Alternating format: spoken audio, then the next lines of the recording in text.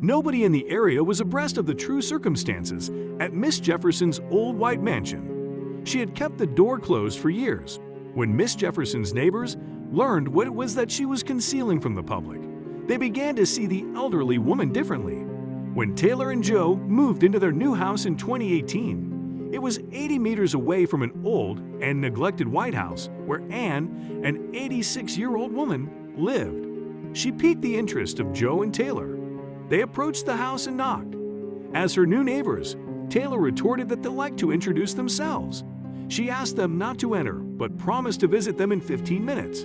Before we start, can we get this video to 1,000 likes? Please hit the like button and subscribe to the channel. As she approached, they noticed she looked upset, like she had not smiled in years. They had a nice chat, but when Taylor asked if they could visit Anne's house sometime, she objected and asked them to refrain from asking her in the future. Was relocating a massive mistake, although it was only the first week? It already seemed as though their relationship with Anna was strained. They would have preferred to get along well with the neighbors. Taylor decided to start monitoring the neighbor a bit more. She started to notice odd habits. The oddest thing she observed was a black van pulling up next to the house every Saturday. The neighbor took some bags and boxes out of the van and placed some of her items inside.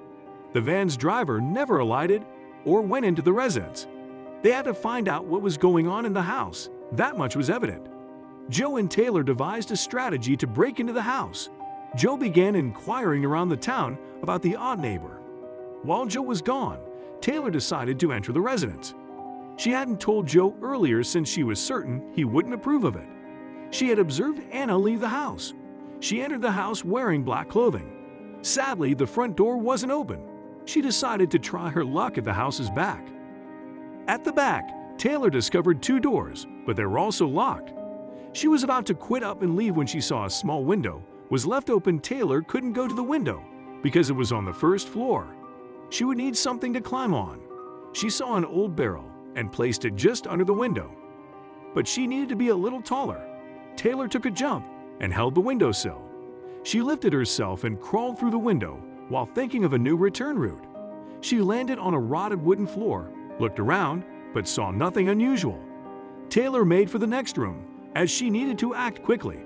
The next room was a spacious, lavish bathroom. It was in sharp contrast to the old, dusty chamber.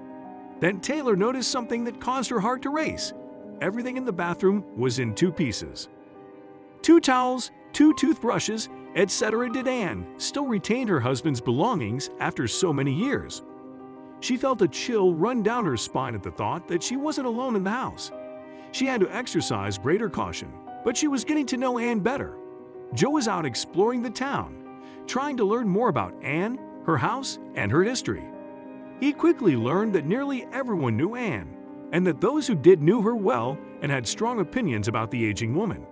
She and her spouse had a fascinating background. Joe discovered an old librarian prepared to talk. For a long time, Anne and her husband were among the most significant figures in the community. They were kind and influential. Joe was astonished because it contradicted the idea he had from Anne completely.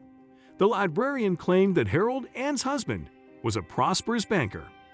He had worked hard to gain his wealth and position, but he had also broken the law occasionally by making deals with the wrong individuals that had made him very wealthy. However, the community dreaded the individuals Harold hung out with, and the authorities were powerless to stop him because he had grown too strong. As a result, Harold and Anne gained a terrible reputation in the community. But things changed after a few years and a few $1 million. A new man had moved into the community, and he caused even more havoc in Harold and Anne's lives. The village church was taken over by a pastor. He quickly became aware of Harold's notoriety in the community. He saw that this was a serious issue and made it his mission.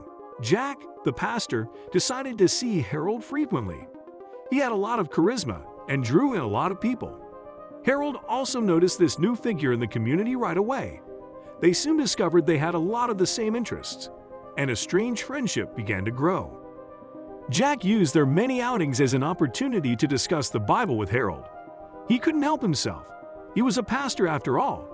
Harold didn't initially take to him very well, But he had a soft spot for Jack, and eventually, his words started to matter. Finally converting, he decided to put all his terrible deeds behind him. He and Anne decided to improve the village with the wealth they had amassed. They developed their stellar reputation in the ensuing years in this fashion.